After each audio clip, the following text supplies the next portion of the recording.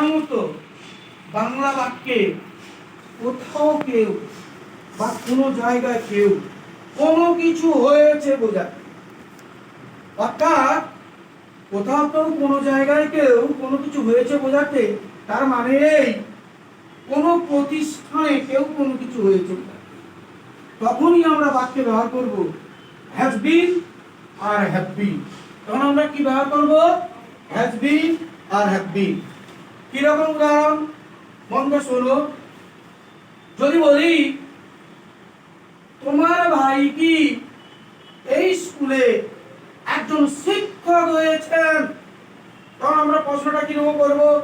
তোমার ভাই has your brother bin a teacher in this school? তুমি তখন উত্তর দিবে কি? হ্যাঁ, আমার ভাই এই স্কুলে একজন শিক্ষক হয়েছেন। তাহলে my brother has been a teacher in this school.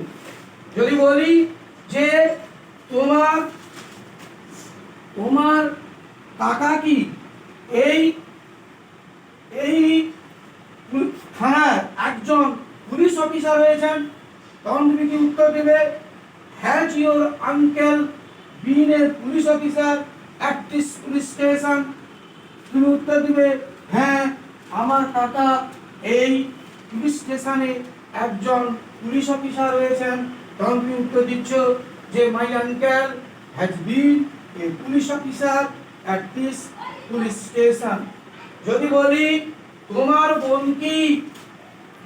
বোন কি এই হসপিটালে একজন ডাক্তার হয়েছেন, কিরকম প্রশ্ন হবে? তোমার বোন কি হয়েছেন?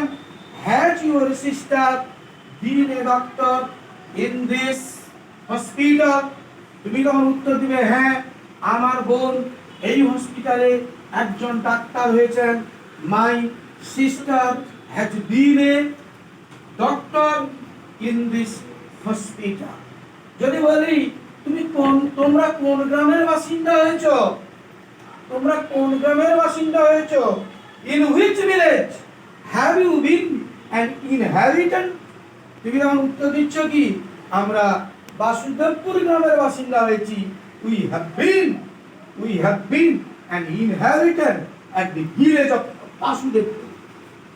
যদি বলি গণেশ চক্রবর্তী কি তোমাদের গ্রামের একজন পঞ্চায়েত হয়েছেন, তখন তুমি কি উত্তর দিবে?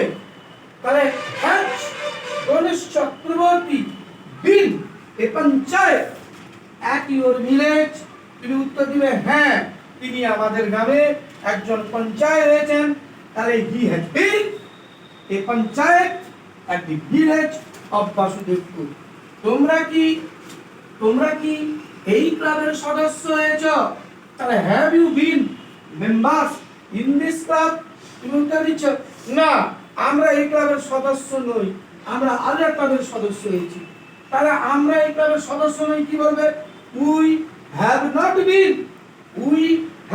বিন members in this club, but we have bin members in আলিয়ার ক্লাব। আশা করি বুঝতে পেরেছ। এইভাবে হবে। বন্ধ করো।